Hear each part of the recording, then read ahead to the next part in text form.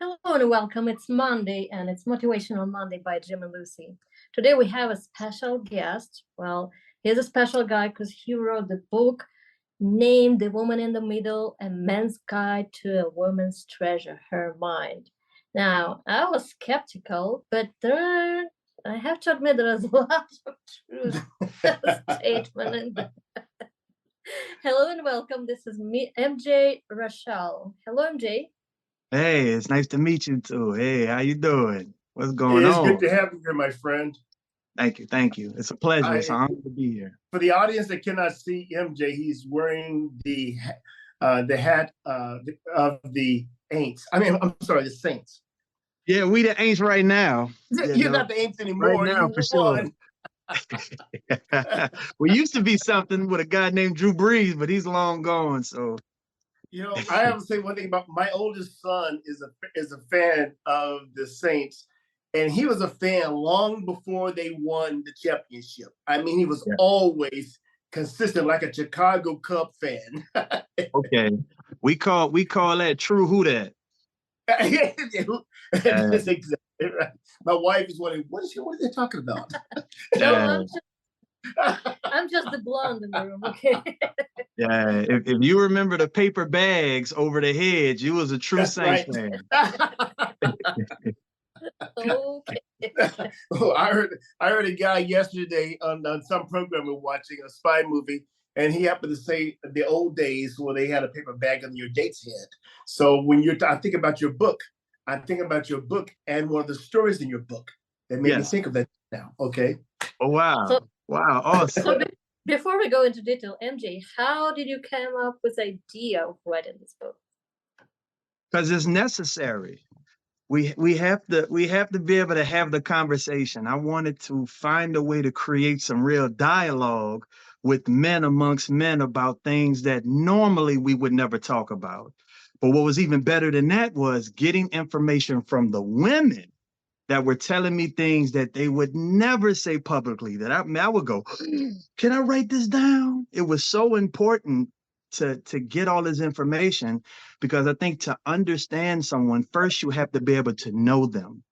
And then you can make that decision on whether or not you want to date, who's right for you, this, that, and the third. But throughout my journey, I found so much information that actually connects us, men and women, as opposed to separate us. What's that saying? That book, Women Are From Venus, Men From Mars, that whole deal. No, we're both from the same planet. We want the same things, the same way about it. We want love. We want to hold hands. We want long walks on the beach. We want to be able to have candlelight dinners. We want all that. So finding out that information, I think, is very necessary for men to understand, so that they can be able to connect with women better as a whole, that we can actually get closer. I want to bridge the gap. That's what the book is for, The Woman in the Middle, to really get true answers from women that normally they wouldn't really say to you, either embarrassment or just they're shy, or there's things that women may go through that they say, I don't need you to know that, but I think it's important. So when I wrote it down, I think it was great, really noteworthy. So I'm proud. You should be proud of it. For the audience, they should know that MJ has written a magnificent book called The Woman in the Middle, and it is magnificent about relationships. And if you're a human being laughing and breathing, you're part of the relationship somehow. And he gives you some ideas about how to make it better. Now, you reminded me of Hill Harper. Oh, wow, man. That's great. I wish I was him. Well, he had to start from somewhere, didn't he? This is true. This is very true. Okay. Great man. I look up to him. One of my mentors, one of my idols, man. He's great. You remind me of him because you have a great personality. It's efficacious, and it's you know what you're talking about. But I'm curious. In the book, you describe your parents as being Ken and Barbie. Yes. With their bright Colgate smile. Okay. I see. I read it. Your Colgate smile. But how did some of the people you met, some of the women and couples that you met, how did they compare to your image growing up of your mom and dad? Because it sounds like your mom was a no-nonsense woman. Absolutely. I grew up in the church. So I had a plethora of great examples of a husband and wife, and what a model woman really looked like and sounded like and carried herself. So I really got the best of everything.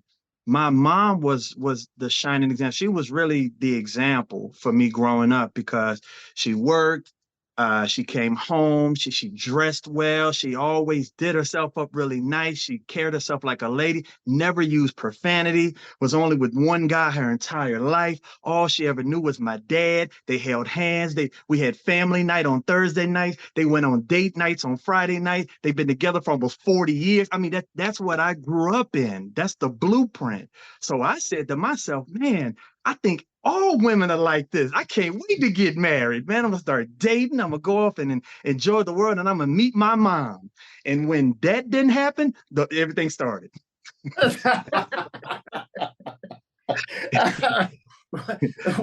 When you went out with such enthusiasm, trying to find this woman that, as you mentioned, has some of your have values and principles. Yes. Okay. What was the first surprise that you had? I mean, was it difficult finding someone like that? It was difficult to find someone like that was single. That was the issue. The issue wasn't finding. The issue was never finding great women. Great women are everywhere. They're walking down the street all day and night, just like I talk about in the book. I said, man, Yes. there's tremendous women out there, and their husbands love them so much. So it's just that was really the challenge was finding a woman that said, no, I'm not talking to anybody. I'm great. I'll be with you. What I was running into was a lot of women that were saying, hey, I'm living life right now. You want to hang out? And I'd be like, well, you look like the women I grew up in the church with. You sound like them, you dress like them, you carry yourself like them. So it should be like them, right? No, it wasn't at all. And what most people would tend to do is if things aren't ideal, we just go. Let's get away from that. I'm done. I don't want to deal with it. I don't want to be with somebody that's not my perfect person. I took that even at a young age. I mean, when I started dating, I was like 17, 18 years old. I went to college. I played college football. So when I went off to college, I was learning things on the fly that I felt were noteworthy. So I was taking notes in college. I would meet a girl, and when she would surprise me and hit me with some stuff I wasn't ready for, I would say, "Hey, can I write this down? The stuff you telling me, because I think I may use it later on in life." They'd be like, "Yeah, go ahead, crazy person." I was like, "All right, cool." I'd write them on the back of napkins. I'll tell you a quick story. I was on a date with a girl one time that I knew didn't like me, but I wanted to go on a date with her because I know she could teach me something. So we sat at Chili's, the 2 for $25, and we ate, and the entire time I just asked questions. I said, is it okay if I could just ask you some stuff? She was like, this kind of weird, but I ain't got nothing else. You buying, I had my coupons ready, like I talked about in the book. So I said, all right, cool. So the waitress comes over, I grab a napkin, I grab a pen, and I'm just jotting down everything. I'm just, hey, what do you think about this? Why would a woman say this? Why y'all act like that? And she was like, you want to know all this? I was like, yes, I want to know everything you got. And so I would just write things down and I would store it away. And as I got older, having conversations with, my friends, my homeboys, I would tell them all the information I learned. They was like, man, you should write a book. And I was like, one day I will, and, as it come to it, I did it. So yeah, the surprises, I've had disappointments. Yeah, I've had some losses, and there was things that just didn't work out for me. But the most important things was the lessons. I always say there's no losses, only lessons. You can learn so much that can help you as opposed to just letting it hurt you. And I think that's why the book is so good, because it's all the lessons that I've learned throughout my life, engaging with, talking with, dealing with, dating women that normally you wouldn't get the answer from. You would stop. As soon as the relationship or the dating didn't go the way you wanted to go and you're out, I'd go a little bit further and gather that information. That's the stuff that's in the book, The Woman in the Middle, that's so necessary. I'm sorry, honey, just one more question. All right. How many women have you met that were similar to The Woman and the Gazebo? Remember that story? Wow. Oh, wow. That's the first chapter. You're talking about the situationship goals, right? That's right. Yes. Yes. 1.5 million. Why I is met that? I met way more women that were like that. I think the biggest thing is, it's like I talk about in the book, is that when a woman tends to invest in a man, it's not so much about, is he treating me well or not? What it's, I've already put so much time and effort into him, and my life is what it is. I'm just going to ride this out. Starting over with a new person, I'd rather just be with this person that I already know. I know his tendencies. I know what's good. I know what's bad about the guy. I'm in. It almost like a sense of comfort, like a comforting blanket for a woman when she's already invested and put her time with a man. I call it the Candyland effect. I know I didn't put it in the book, but I talk about it a lot. As long as a woman feels like she's progressing with a man, even if the back step happens and you lose some spaces, it's okay, because all she'll focus on is the progress. So it's like you go up 3 steps, but you went back 2. Like, remember in Candyland, you go back up, you go up 3, you go. I'm old, I know, Candyland board games. For people that have no clue what I'm talking about. But that was one of the board games where you could go forward and backward all the way to your end goal. So you would Yes. have a conversation with a woman. She would say, I went up 3 spaces. I could say, no, you actually fell back 2. So you only went up 1. She would go, no, I went up 3. So when all you focus on is just the progress, then there is no regression. For example, if you date someone and then you move in with them, progression. If you have a child with someone, but you didn't get married, progression. If you celebrate a 5-year anniversary, but you're still not married, progression. They don't see we're not married yet. We having babies out of wedlock. We're doing, all they see is we've been together 5 years. We got a baby. We live together. We on our way. Mm. Well, Yeah. it's not a very flattering part of the book to us women, but we all tend to What, settle for something oftentimes, that's for sure.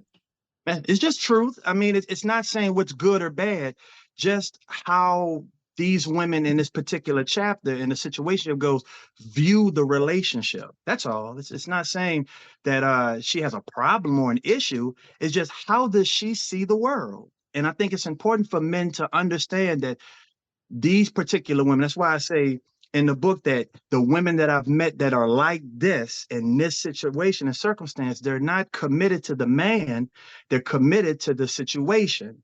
So as long as it is ideal and things are going the way you want it to go, they'll just play ball. Now, it is unfortunate that if you spend and invest a lot of time with the wrong person, in the end, when you break up and you're 40 and you've been with him since you were 22, yeah, that's frustrating, but just at least have grace for that woman that said, hey, I was in, and that's what I do. So when I learned that, I said, well, you know what? I get it. I can't get mad at that. I understand.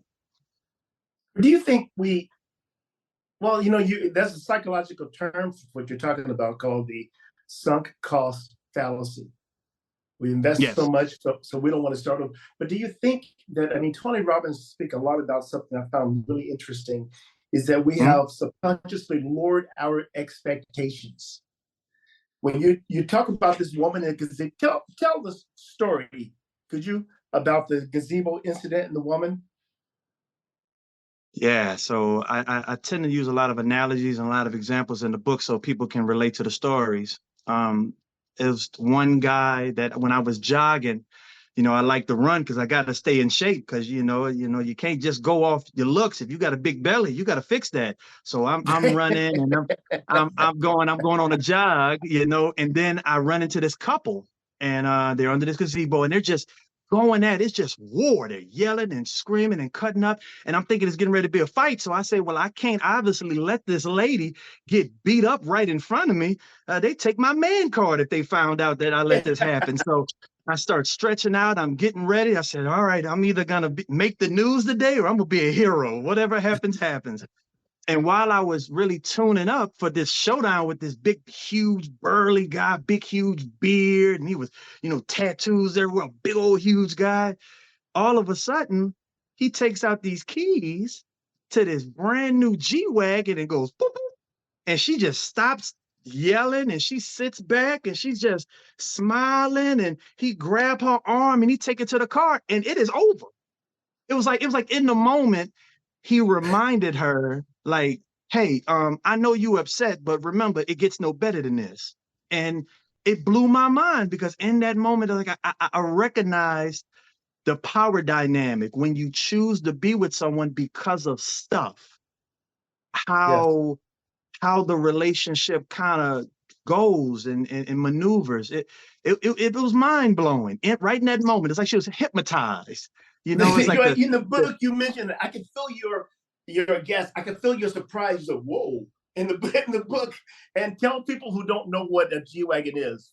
What is it? oh, it's this Mercedes SUV, probably $80,000 to $120,000, sometimes even more than Yeah. that. It's a very expensive car. You're gonna see probably the Kardashians driving it or some NFL player. He'll probably be in it, you know. Yeah. Big time car, big time car. That reaction is in his book in a few syllables, okay? And he's like, "Well, wait a minute, what just happened?" It blew my mind. I couldn't believe it. But those are just one of a million lessons I've learned that I talk about in the book, that women can actually tolerate a lot. When you hear a woman say, I can't take no more, I am finished, I am done, I don't want to hear, I'm done with men. That means she dated for at least 758 years before she got to that point, because she's been in a lot of relationships. She's experienced a lot of love. That's not something you say or you hear from a woman day one. You don't hear that after 6 months of dating. That's a long time that she's put up with a lot of stuff. Mm, yeah.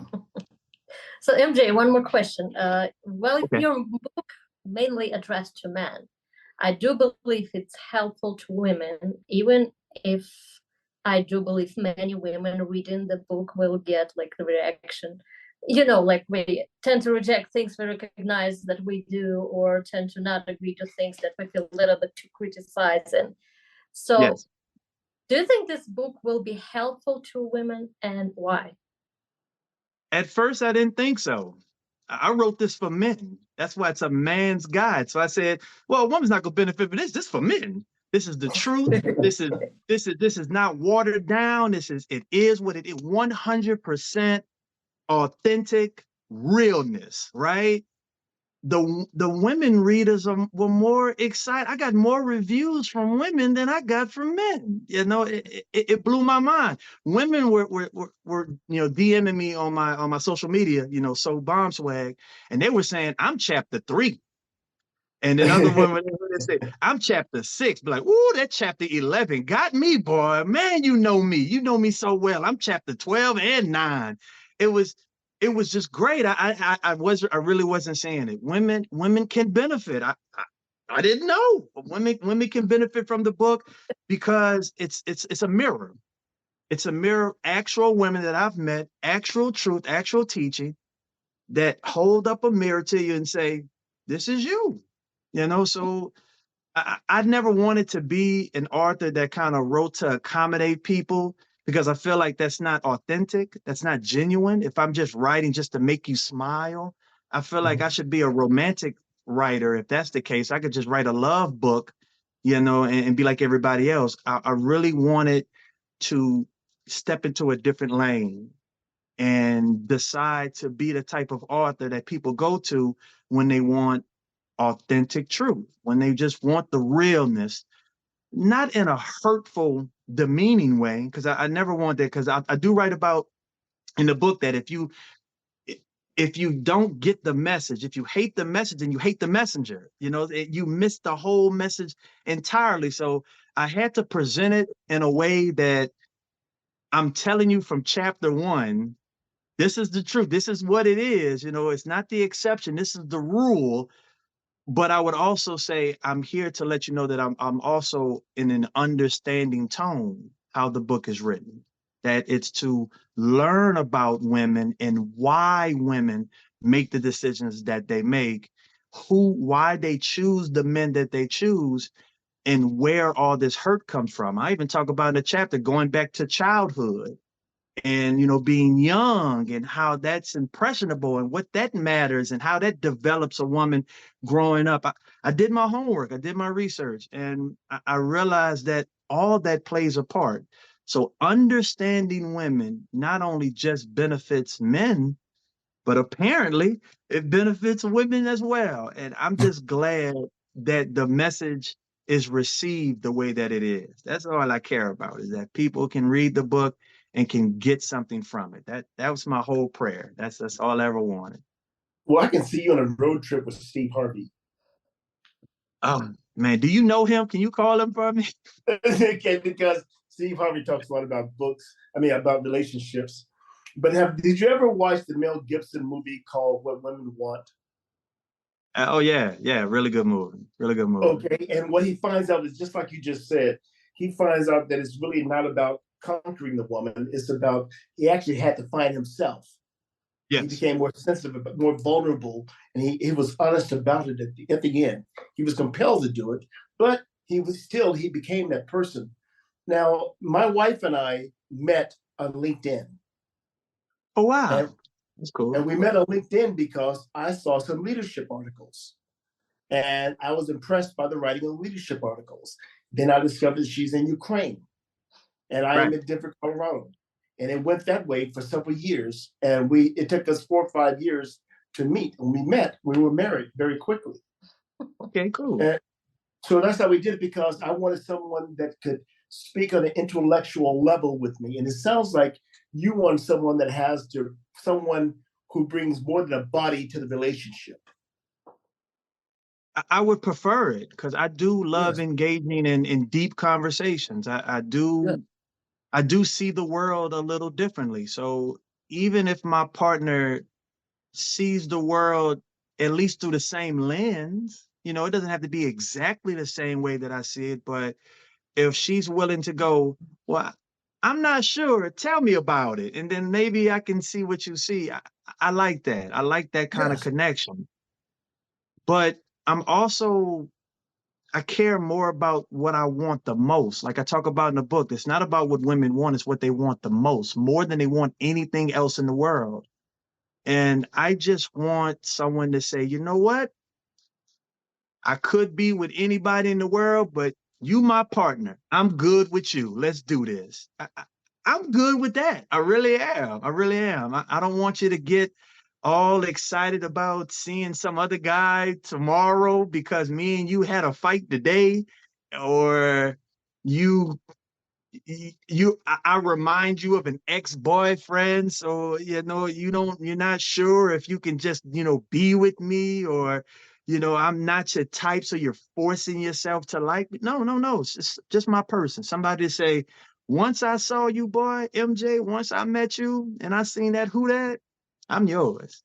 And and that's really best case scenario for me. Yeah, man, beauty is great. It is. Attraction, I think physical attraction, we tend to get embarrassed by it because we tend to shame each other a lot about, what we want physically from our partner. But I think more than that, because when you get old and you need somebody to give you the insulin shots and you need somebody to help you put your shoes on in the morning, when you're old and gray and you're 106 and you just want to hold hands and drink lemonade, who's going to be that person? And I think that's more important than anything else. So I'm just looking for my lemonade girl. I think that would be best case scenario for me. Well, she's out there, my friend. Yeah, and the good and the definitely. good thing about that is that out of almost 8 billion people on planet Earth, she's looking as hard for you as you're looking for her. Amen. Amen. That's good. That's good. Well, I'm not looking, because when you get to looking, you go start finding some stuff you not really wasn't looking for. So I think in the meantime, I just want to just continue to grow and develop. Working on the company. I got bomb swag in the bag. The book is making moves. I really just not made a deal with God, but I made a promise, and I said, God, you take the reins. You take it. You take a hold. You light the path for me, because I've been trying to do things the way I wanted to do it for a long time, and it never worked. So I just decided to just focus. I said, give myself tunnel vision, And I just want to get to a place in my life where I can really make a real difference. If I can impact the world with the breath that God has given me, then I think that's my purpose. That's what brings me, joy, and in the process, I meet, what I'm saying, the lady of my life, like Michael Jackson say, then man, it's the cherry on top, so that's how I'm approaching life right now. Well, you're pushing it the right way, my friend. And your dad and mom must be very proud of you. Awesome. Yeah. They are, Yeah. to the most point, they read the book and they laugh. I bet they do. I can see your dad now. They laugh a lot. They do. Even the couples that I talk about, because I try not to use names, I just wanted people to just kind of relate, to see themselves in the stories. But everybody that I mentioned in the book, they all call me. They said, I can't believe you remember that. Oh man, that's wild, and all kind of stuff. So it's a good experience all the way around. I'm truly blessed. I'm truly blessed. I think you ought to reach out to Steve Harvey in Hill Harbor and get the endorsement, because I think you're onto something. That's the direction. You're right. You're right. I've talked to emailed. I have emailed Steve Harvey, Tyler Perry, a few, people just to kind of get it going. I think, whenever it's meant to be, it'll be. I think I'm going in the right direction. I'm putting myself out there, and it'll happen. It'll happen. So Use that same I, enthusiasm. I apologize interrupting you. Use that same enthusiasm and create a 45-second video and send it to them. Okay. Okay. Because I am confident. I've talked so much in this interview because I found your attitude utterly refreshing, and you're someone who has the right instincts and you have the right reasons for doing what you're doing. And you're not trying to go out there and sow your oats to every woman in the world. You're trying to find that woman out there that you can go see the world with. Absolutely. No sowing no oats. That gets expensive. Yes. Those two for 25s add up, don't they? Absolutely. I ran out of coupons. So, dear listeners, this is must-read book. You can find link to order the book in the description to this episode. The Woman in the Middle, The Man's Guide to Women's Treasure Her Mind. Order today, follow Instagram, and reach out to MJ to learn more, because that will be important knowledge for absolutely anyone. MJ, before we go, first of all, you broke like glass ceiling, because the years ago we had a joke of a book, the like really, really heavy book called The Manual to the Woman's Brain. And when you opened it was blank. So you filled that blank book finally, and it's working. So congratulations on that.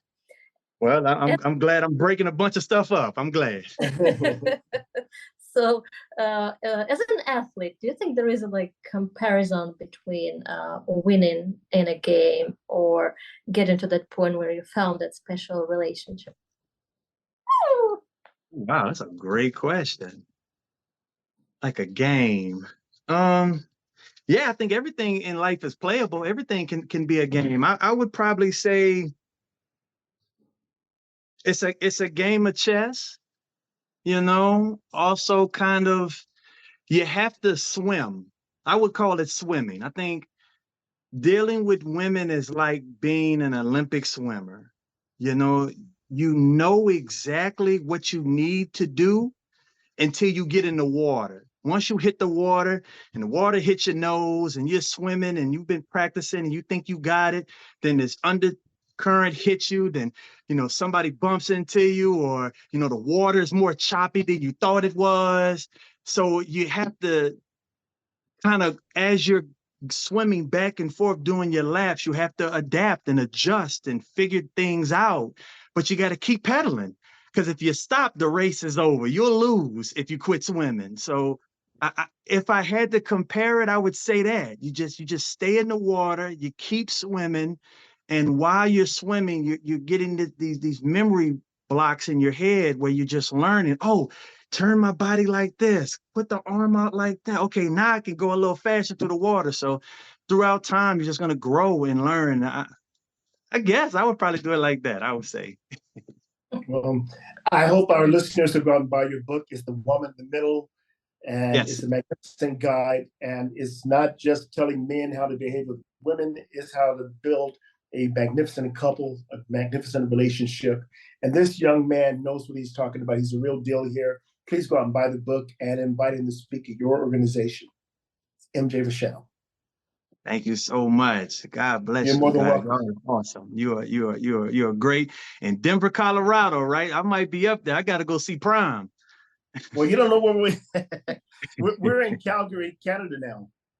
Oh, wow. Okay. No, Prime is not up there. All right. Yeah. No, Well, I know you want to see Prime. My wife doesn't know what that is, okay? But I know Prime is, okay? yeah, Deion Sanders. Yeah, Coach Need some Deion Prime Sanders. sunglasses, all right? Yeah. Get a pair of them glasses, man. Okay, Canada. All right. Well, I may not be there soon, but who knows? Who knows? Who knows? How's the It's pretty weather up cold there? here. Not in winter. Not in the winter, okay? Okay, fair enough. I'll see you in June. Yes. My friend, good luck on your book out there. Keep it going, and because you're on the right track. Thank you so Thank you much. very- Thank you. God bless you too. Thank you. And give our best to your parents, okay? I admire anybody out there who sets such a wonderful example. I will. I would definitely tell them that. I say, you got some Canadian friends now. Thank you. God bless y'all. Take care of yourself, my friend. All right, I will. You too. Bye-bye. This is Motivational Monday by Jim and Lucy. Follow our podcast. And check out our website, jimandlucywoods.com.